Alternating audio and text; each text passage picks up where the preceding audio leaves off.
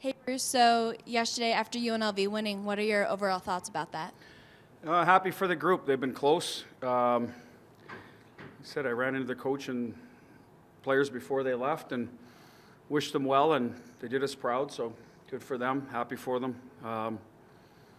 They were close, like I said, a couple of times, especially last year, so it's nice to get over the hump. I know how that feels, so good for them. Enjoy it.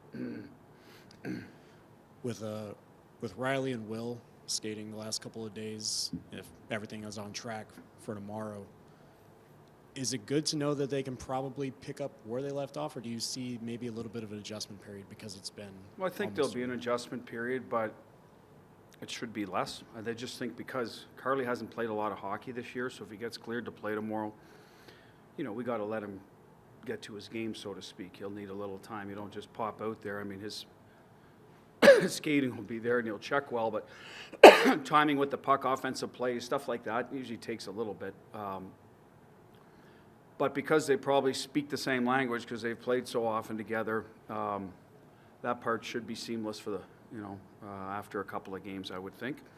Now, Nick Waugh on their right side, if we go that way, as I said, they played in the playoffs like that, but that's new for Nick too. So there's always going to be some level of adjustments. And Riley's been gone for a year and a half, so maybe parts of his game have changed too. So they'll have to sort that. The good news is they know each other very well, so that communication should be real easy. Another good sign for Shea. Looked like he threw away the non-contact. Another good sign for him that he's closer. Yeah, he's in a full contact jersey, so he will not play tomorrow. He's got to get up to speed a little bit, clear a few more hurdles. But at the end of the day, yes, that's once you're out of red and into your normal color, that means you're one step away. So it'll be good to have him back too in the lineup, hopefully soon. Bruce, this little break in the schedule between games, where do you think you could benefit the most? Where do you think we'd benefit? From just having a little breather here. I just think the mental part part of it, especially the guys that we always talk about the Four Nations, and I want to keep, that's the problem, but it is real. I think a number of players have gone through a bit of a, kind of a sluggish period that came out of that tournament. So at the end of the day, they'll benefit the most probably. We did get 2 practice days. I know Gary had asked me after the Detroit game. I thought rest was more important. I do believe that. We got in a decent hour. We decided to practice yesterday. That was one we went back and forth on. So Friday becomes maybe that day. So we balance it out better. But I do believe there was things in our game we needed to work on. We're not going to sit here and say the last 5 games have been perfect by any means. But some of it was due to a little bit of travel fatigue too, right? So you get rested, you can clean some of that up just by being rested. You don't have to get on the ice. I just felt we needed a pace practice yesterday to get some touches in. That's where I thought we left plays on the table all week, plays that our guys typically make. So that's how we decided, and we'll see. We'll see how it plays out this week.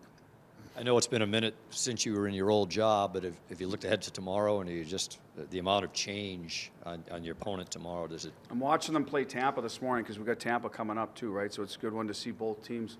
I'd watched their Buffalo game the other day, and that's normal to pre-scout a team, especially when you have 3 days. David Pasternak and Jeremy Swayman are the 2 players on that roster that I coached. So that's how much has changed in 2.5 years. Lauko was in the system and Beecher, but they weren't up. So now I know McAvoy and Lindholm were hurt, but in general, there's been a lot of turnover, a lot at the deadline.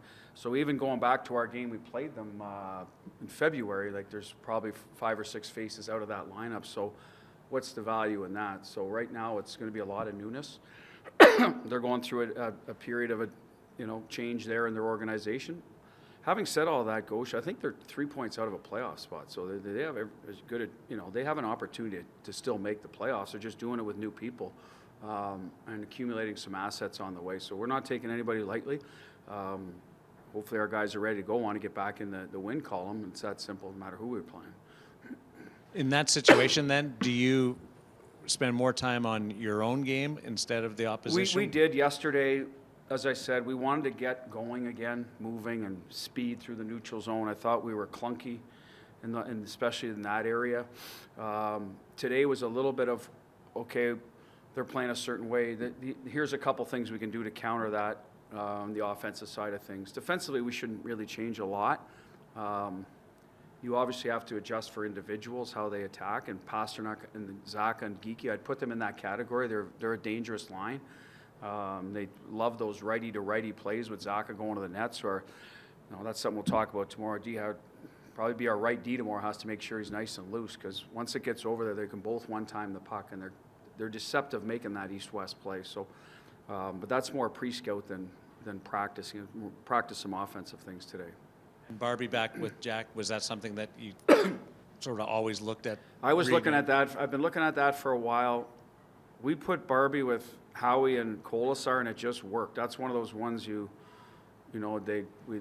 okay, let's get a little more direct line in our, to throw over the boards, and they were really good together. And I just think it's time that Jack's gonna have to start getting some reps with Barbie. If that's what we're gonna do going forward, they've been a good pair for good chunk of time here, so I just decided, okay, now that we get to practice a little bit, they get reacclimated one another, and let's start building some chemistry in our lines, if we can.